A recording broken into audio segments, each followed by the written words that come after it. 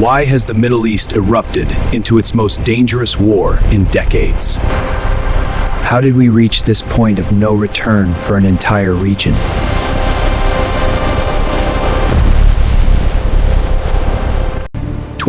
of the world's oil passes here. Now it's a war zone. Oil at $100 threatens global recession and social unrest everywhere. When desalination plants become targets, millions face thirst and death. Israel prepares for ground war on two fronts simultaneously. Troops are moving. Focus on the southern approaches. We need air support ready. Copy. Coordinates confirmed. Firing solutions adjusted. Thousands of troops and tanks roll toward Lebanon. The world watches silently. In Beirut's suburbs, Hezbollah prepares 150,000 rockets for launch.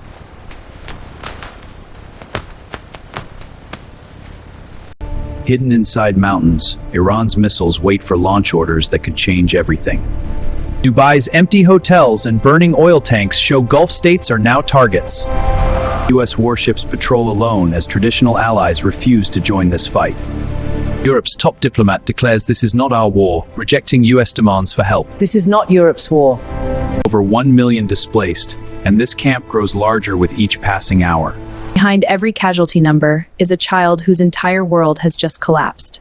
From Tehran to Tel Aviv, no nation in this vast region remains untouched by war.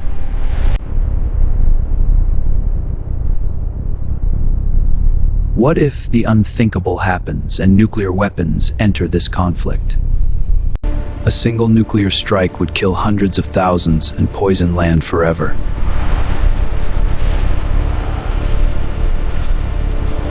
Cornered regimes make desperate choices. Nuclear weapons become the ultimate guarantee.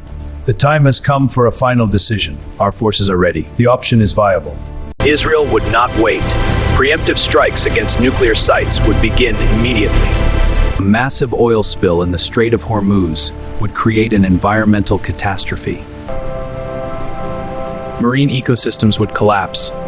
Fisheries destroyed for generations across the entire Gulf. The desert itself would burn, creating toxic landscapes that poison for generations. Chemical weapons could return, transforming hospitals into scenes of medieval horror. Farmland becomes wasteland. Irrigation systems destroyed. Food production collapses entirely. Reroute flows to hospitals and schools. Buy us time. It's corrode. We need to foresee that. Water systems poisoned. Millions face thirst while rivers run with death. Dams targeted. Cities downstream face walls of water moving faster than warning.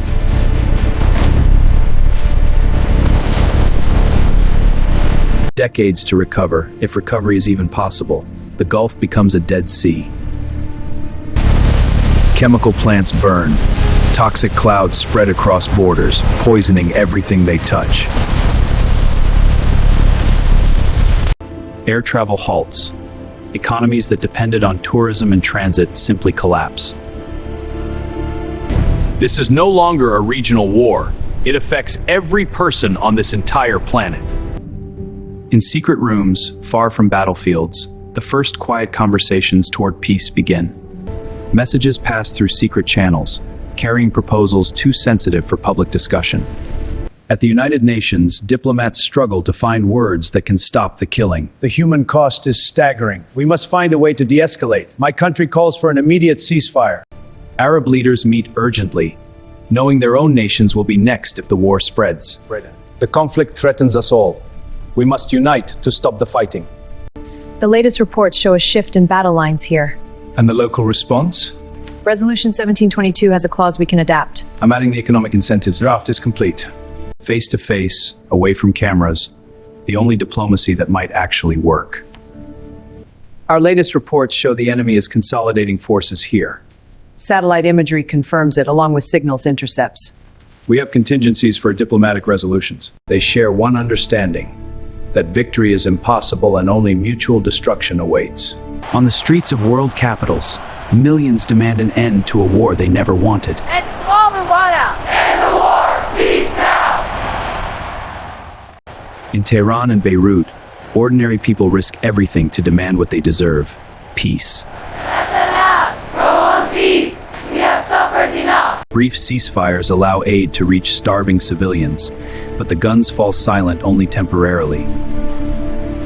After months of closure, negotiations begin to reopen the world's most important waterway. Oil protocols are essential.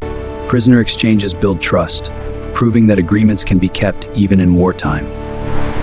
Business leaders plan for peace, knowing that reconstruction will require trillions of dollars. One person, one document, one chance to end a war. The world waits on their work. Dawn breaks over ruined cities. The question remains, will we learn or repeat our mistakes? One street, two futures. The choice between destruction and renewal belongs to us all. The family returns home. Their house still stands. Their future is uncertain but possible. Former enemies meet, discovering that those who fought can also build peace together. My brother, friend. Cleaning the environment will take decades, but the work begins, one beach at a time. A new school rises from rubble. Education becomes the foundation of a different future. Scientists from rival nations work together, proving that cooperation is possible. This is the common ground we need. Artists transform trauma into beauty, helping societies process what they have endured. The War Crimes Tribunal opens. The world demands accountability for the worst atrocities. Take my family. They line them up. They took my husband and my sons. I watched them being led away. I never saw them again. A memorial rises, ensuring that those who died will never be forgotten. Children from both sides meet, discovering that the enemy is just like them. You like this song, Fit? After years of war, leaders sign a peace agreement. The guns finally fall silent. The first day of peace. Across the region, people allow themselves to hope again. The future is not written. Peace is possible. The choice belongs to all of us.